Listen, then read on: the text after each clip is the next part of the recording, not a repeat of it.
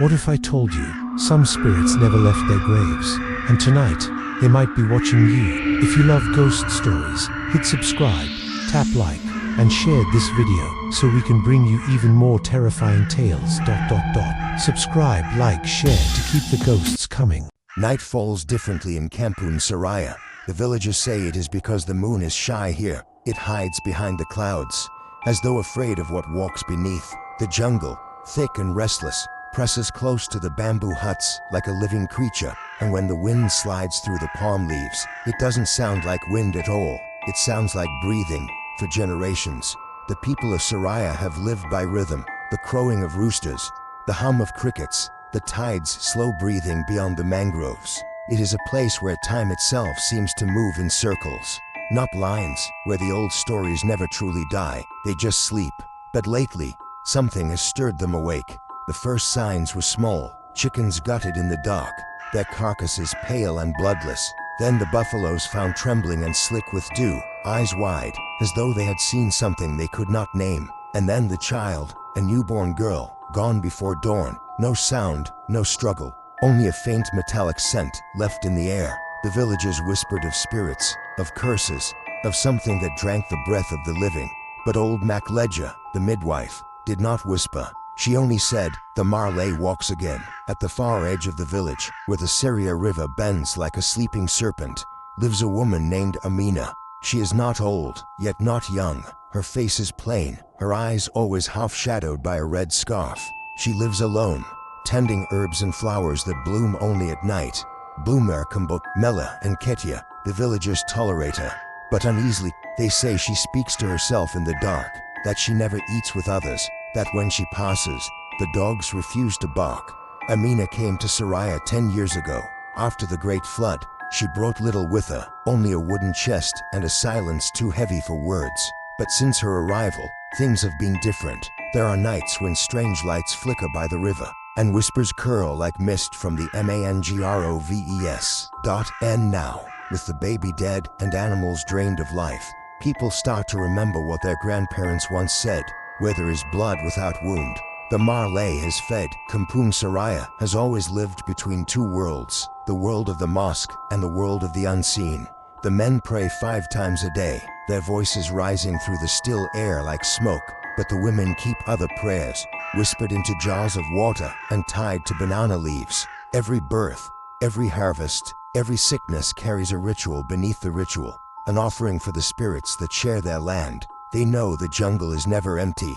In the old days, before electricity, they said you could see the glow of Ma Lai heads drifting between the trees, faces of women, entrails trailing like wet roots, eyes glowing as they searched for blood. The elders taught the children never to hang laundry outside at night. If the Ma Lai brushed against it, her scent would cling, and she would come again for the wearer.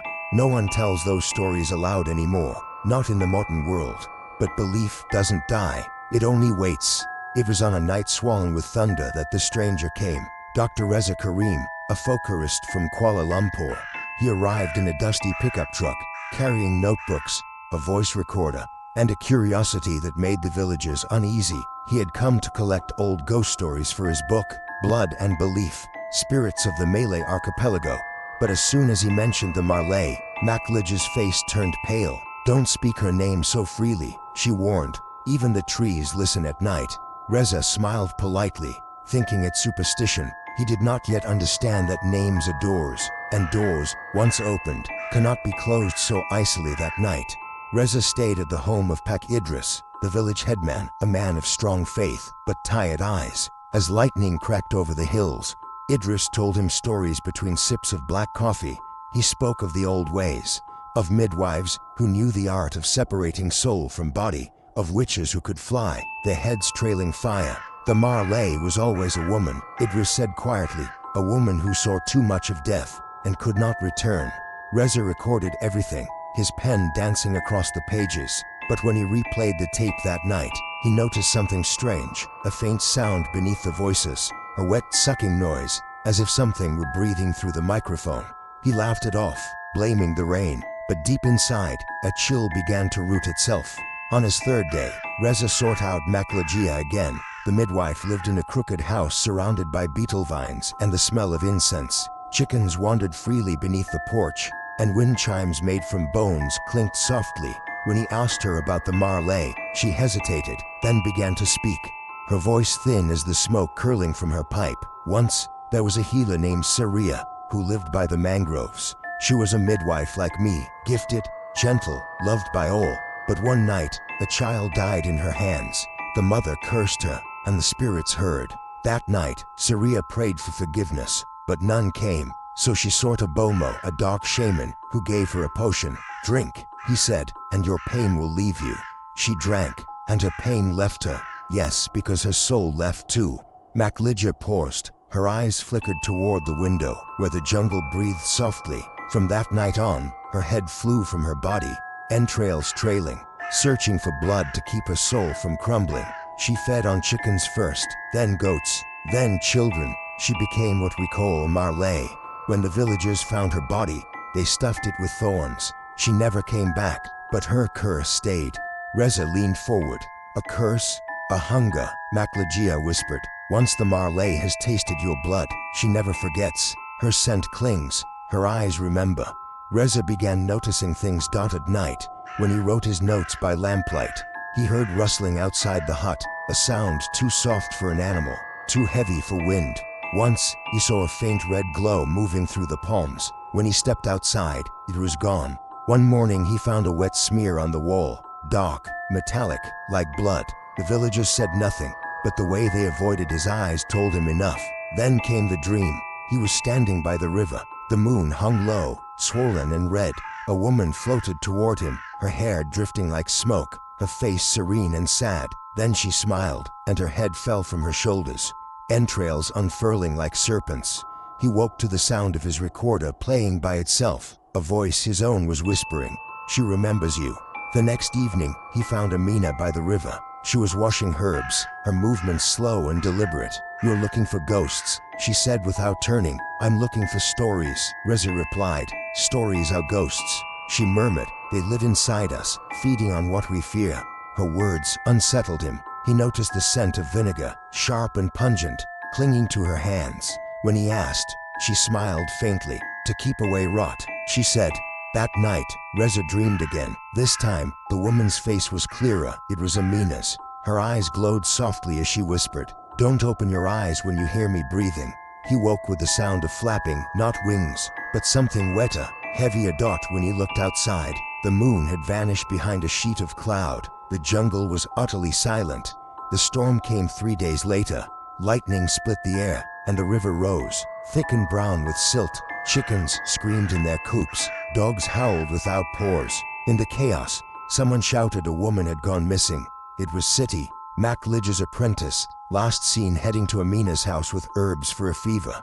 The villagers gathered torches and ran through the mud.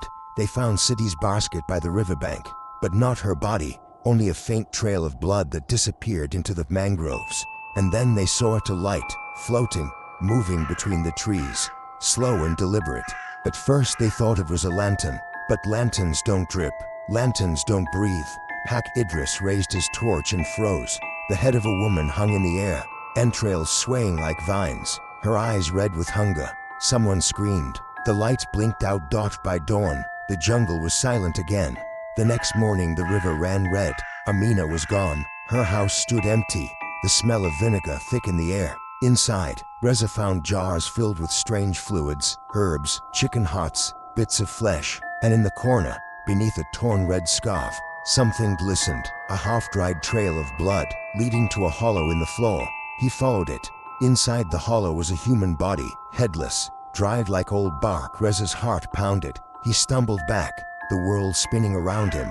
On the wall above the corpse, someone had carved a single phrase in Malay, "The hunger is not hers alone." That night, Reza tried to leave.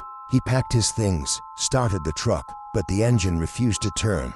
The jungle felt alive around him. Watching, he could hear the faint hum of something moving through the air.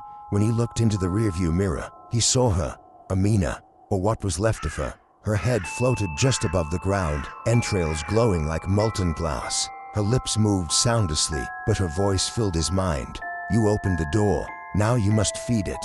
Then she was gone, dissolving into mist. Reza stumbled into the night, breath shaking. mind reeling. The villagers found him at dawn, wandering near the riverbank, muttering about blood and light. They said he had gone mad.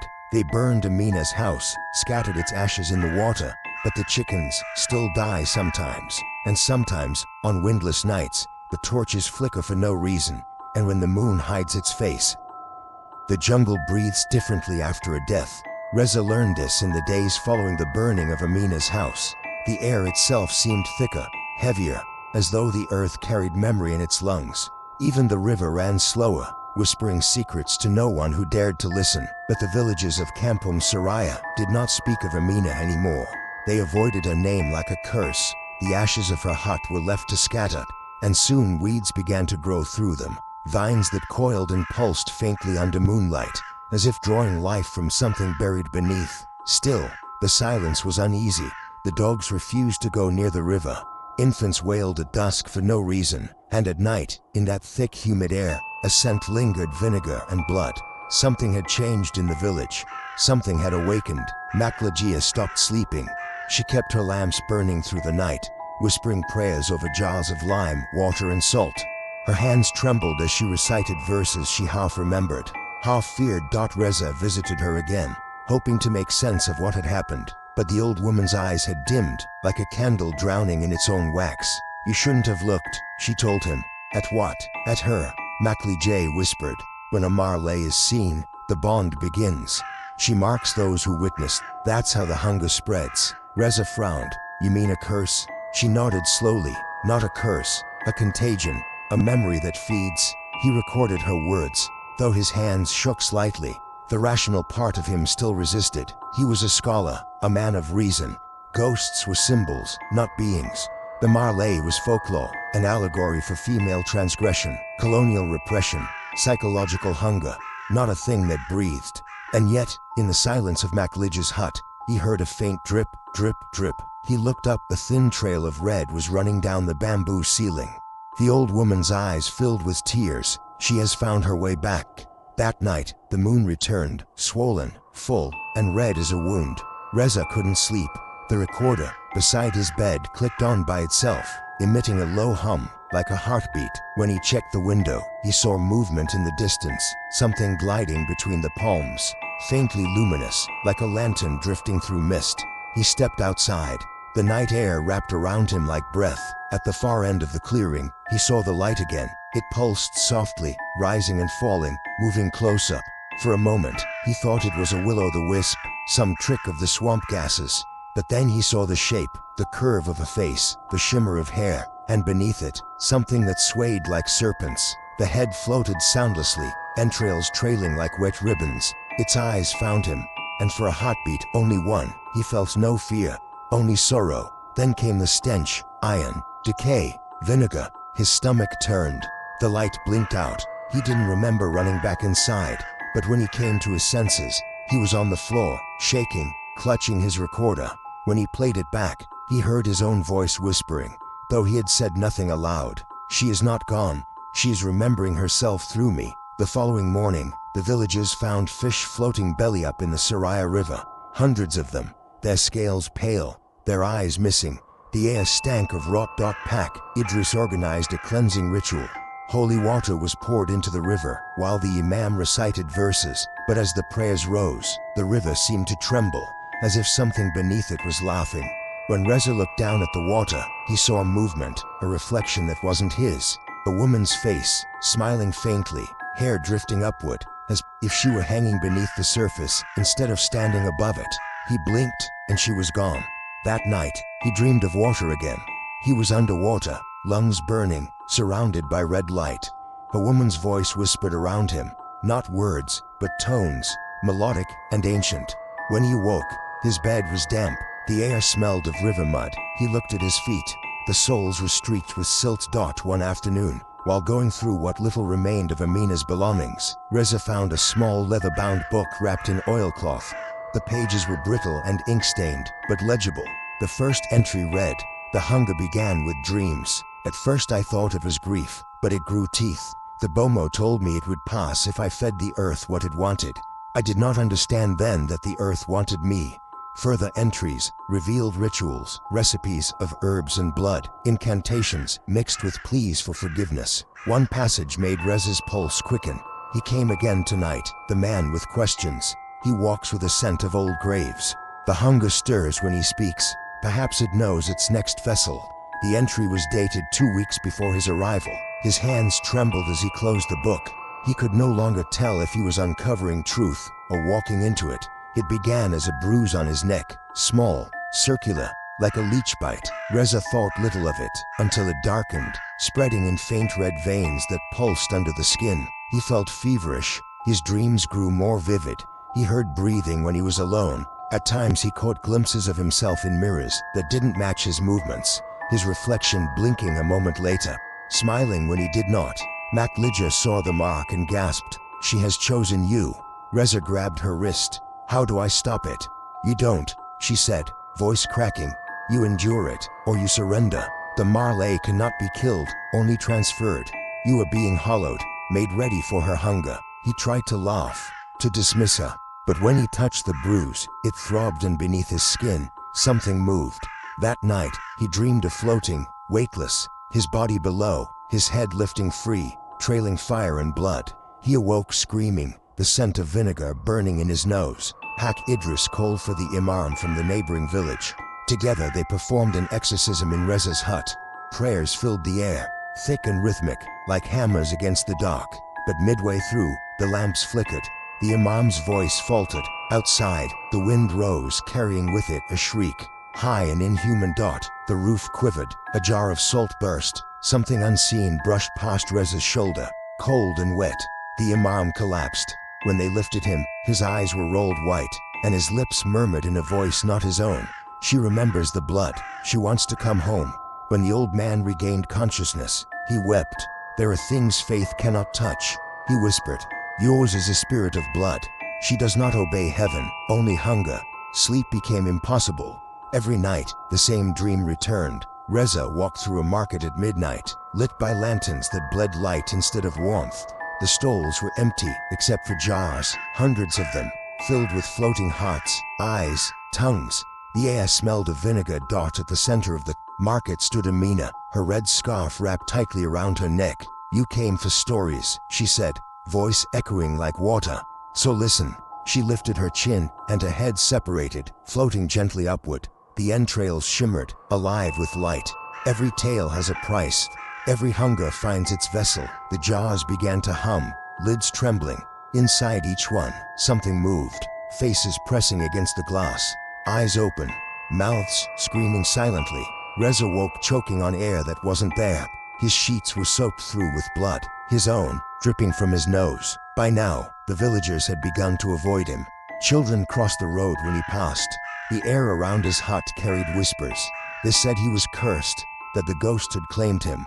Some nights, people swore they saw a red light flickering through his window, or heard his voice chanting in a language not human. Hak Idris visited once more, placing a hand on his shoulder. "You must leave this place," he said, "before you become part of it." But Reza shook his head. He couldn't leave, not yet. There were things he needed to know. He needed to understand, because beneath his fear, something else was growing, a fascination, a pull, the same hunger that had once belonged to her. He began to crave the scent of blood. In desperation, Reza tried the ritual he'd read about in Amina's diary. He filled a basin with vinegar and lime, stripped to the waist, and whispered the invocation under his breath. The air grew cold, the scent of rot thickened. His reflection in the liquid shifted, the eyes darkened, the mouth twisted into a smile. A voice filled his skull. "You are learning, but too late." The lights went out. He woke hours later, sprawled on the floor. The basin was empty. The mark on his neck was gone, but in its place, a faint glow pulsed beneath the skin, like something alive. He touched it. It pulsed back. 2 nights later, another villager was found dead. A young mother, her body drained of blood, her face frozen in terror. Her husband claimed he saw a glowing head at the window before dawn. The villagers gathered in panic. They spoke of fire, of leaving, of sealing the jungle. Malaysia's house was found empty the next morning. Her prayer beads lay scattered in the dirt, and on her wall, scrawled in dried blood, were the words, "It has learned to wear a man's face." Reza read the message and felt the world tilt. He ran to the river, to the place where Amina once stood. The water shimmered with moonlight, red, liquid, alive. He saw his reflection, and for a moment, it smiled back with her eyes. He stumbled backward, trembling, his stomach clenched, a sick heat rising from within. And then, faintly, from somewhere deep in his chest, he heard it, a heartbeat that was not his. Over the next days, the boundary between Reza and the Ma Lai began to blur. He could see through her memories a life before the curse, a woman condemned by men's fear, a hunger born not of evil but of grief. He felt her longing, her endless search for something to fill the void between life and death. Sometimes he heard her voice whispering in his ear, "You sought the story, now you are the story." He stopped eating, he stopped sleeping. At night, he walked to the river without knowing why. And once, just once, he saw his own body lying on the shore, motionless, while his head drifted above, entrails gleaming with spectral light. When dawn came, he awoke covered in blood that was not his. By the seventh night, the village was half desert. Chickens, goats, even dogs had vanished. The air itself seemed to hum, heavy with unseen presence. Reza sat alone in his hut, candle flickering low. He began to record, his voice unsteady. The Ma Lai is not a ghost. She is memory. She is hunger wearing human skin. She is the space between guilt and desire. And now, she is me. As he spoke, the flame stretched upward, and in its glow, a shadow formed on the wall, a woman's head, floating beside his own. The candle went out. 13. The night of the blood moon on, the final night before the monsoon. The moon rose dark red, veiled by mist. The villagers who remained barred their doors. In the jungle, lights moved, dozens of them, not lanterns, not torches, faces. Floating dots. The Ma Lai had multiplied. The Reza stood among them, his eyes glowing faintly. They circled him in silence, their entrails weaving through the air like living threads. From their midst came Amina, or what remained of her spirit. "You see now," she said, "hunger is the only truth. Feed or fade." He closed his eyes, the night filled with the scent of vinegar, blood, and rain. When he opened them again, he was alone, yet not alone. The river shimmered, the jungle whispered his name, and deep inside, something pulsed, alive and eager. He felt weightless, detached. The world below him seemed small, fragile, unreal. The night of the blood moon had come. Its glow spilled across the mangrove swamp like a silent scream.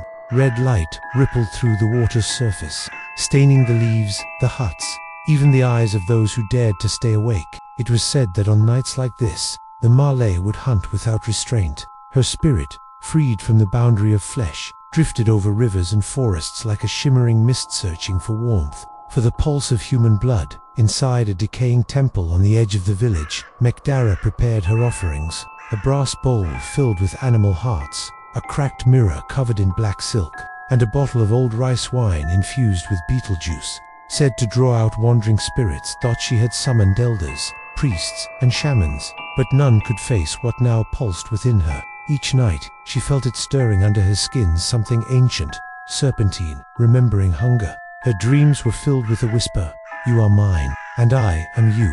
On the second night of the blood moon, Dara's body began to reject itself. Her skin thinned, veins darkened beneath translucent flesh. The village healer tied strings around her wrists and muttered incantations in Old Khmer, but her eyes turned white. Her breath whistled like wind through bamboo. "She's becoming one," whispered her mother, trembling. "With what?" "With her, the one who never dies."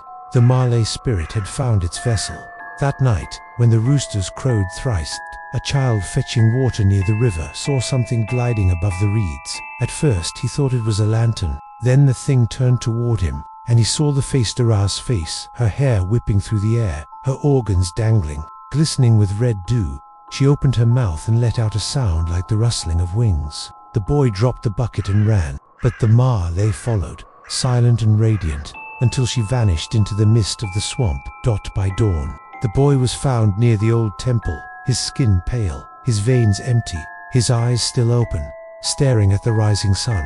Elder Samchai, who had once been a monk before the war, gathered what few dared remain in the village. He knew of the ritual of severanza, forbidden rite, meant to force the spirit back into the body before sunrise. If it failed, the Ma Lai would remain free forever, devouring all life within miles. At midnight, They bound Dara's body to the temple floor with ropes of dried palm leaves, soaked in salt and ashes. Candles made of pig's fat flickered as the monks chanted in low, trembling tones.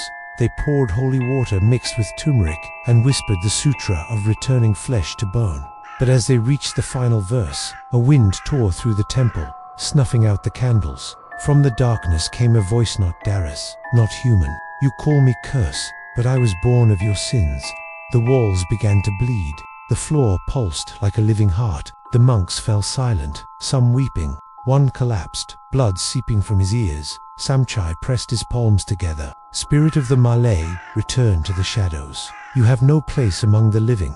The voice, laughter wet, choking sound. The living made me, the living fed me.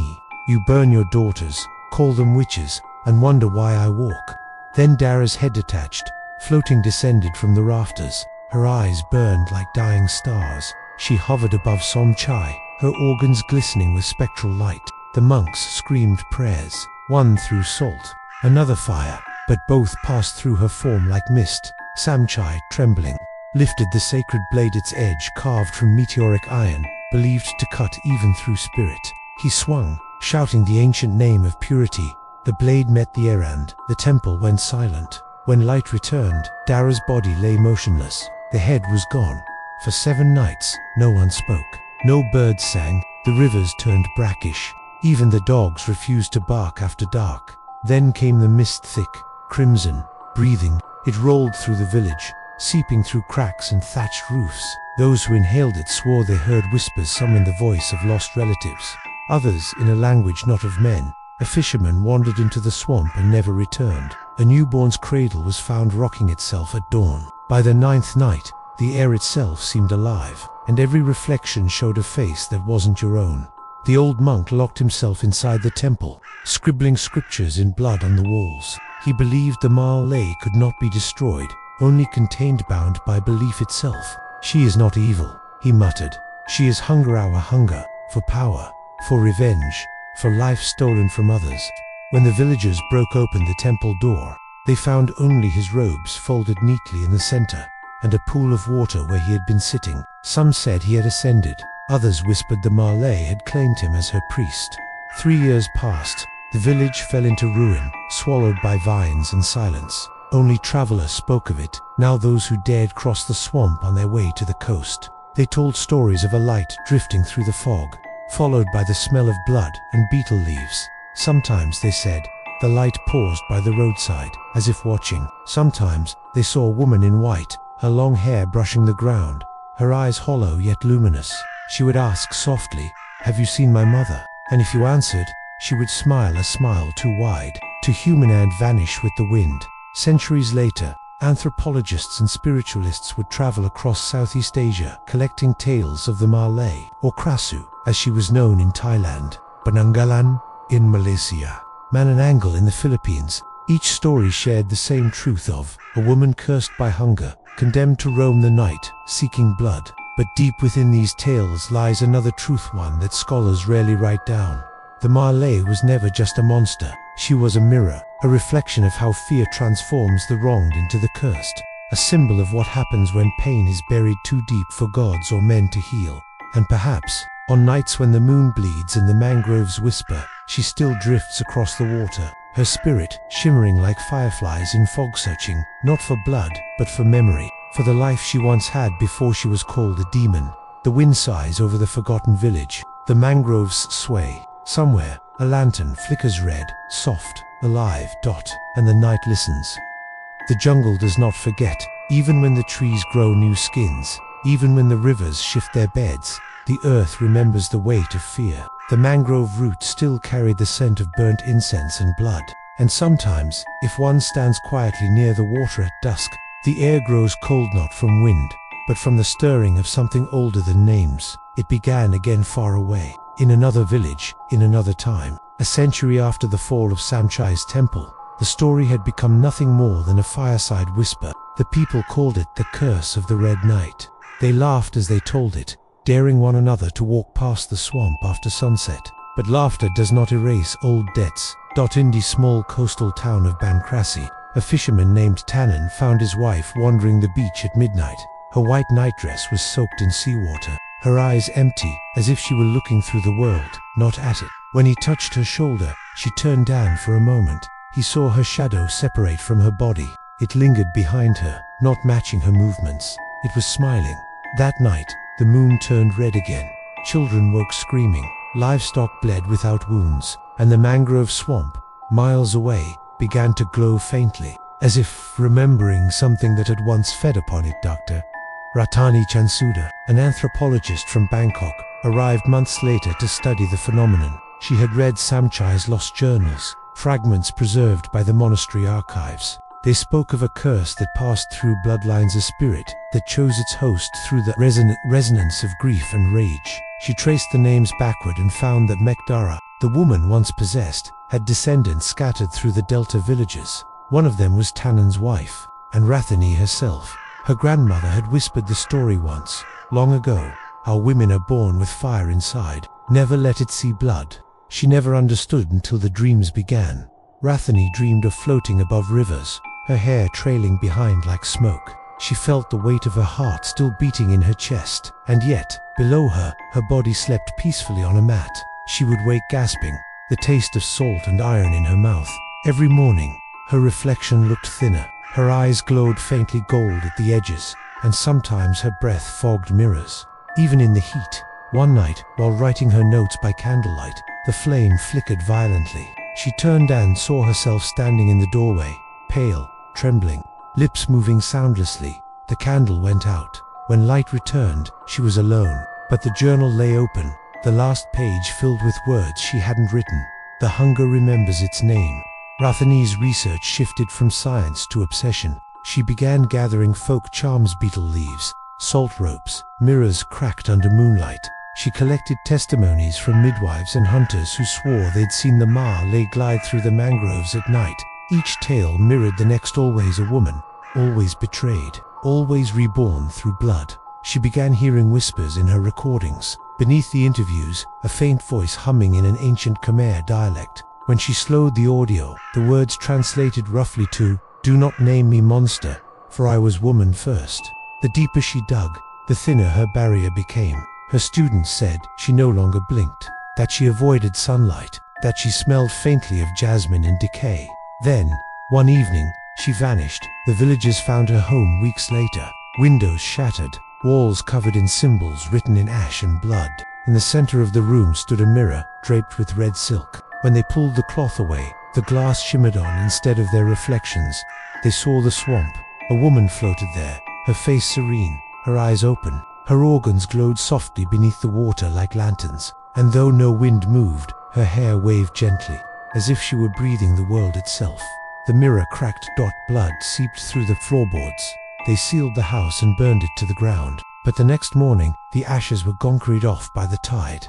Decades later, travelers began reporting strange sightings near the coast. Drone footage caught a spectral light drifting over the mangroves. A viral video showed a glowing female figure hovering above the water, dismissed by skeptics as a hoax.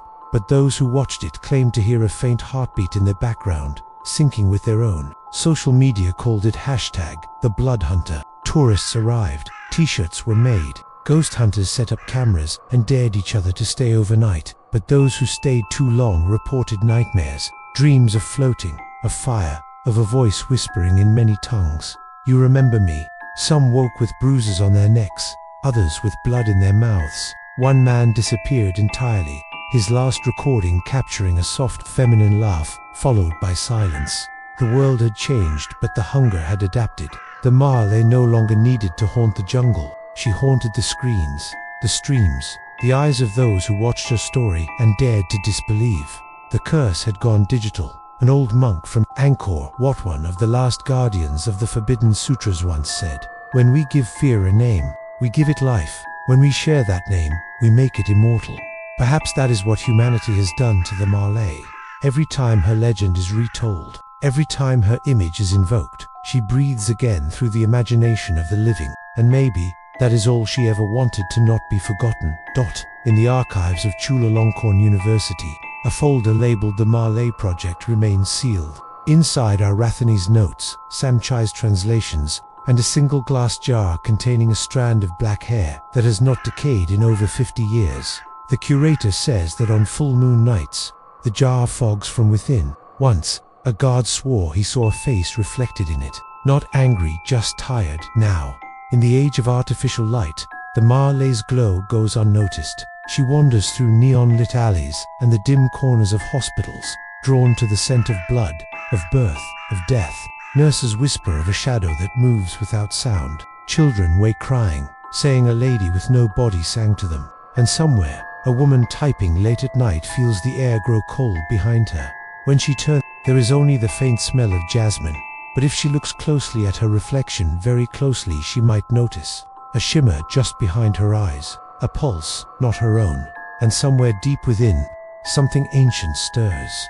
The story of the Ma Lai is not a warning, is a confession. It tells us that hunger, guilt, and vengeance are cyclical. They flow like tides, finding new vessels as the old decay. It reminds us that evil is rarely born, it is made, shaped by cruelty, by silence, by fear of what we refuse to understand. In every age, the Ma Lai returns not as a ghost, but as the memory of injustice wearing a new face, and when the moon bleeds again, she will rise not to destroy, but to remind that the night does not take without reason, that every curse was once a prayer unanswered. The mangrove swamp sleeps again, the wind hums through the reeds, and far away, in some forgotten reflection, a woman opens her eyes, not in rage, not in sorrow, but in remembrance. She smiles, faintly, and whispers, "I was never gone, you just stopped looking." The sound fades into the water, rippling through eternity. The lanterns dim, the jungle breathes, and once again, the Ma Lai drifts into legend, waiting for another night, another moon, another name.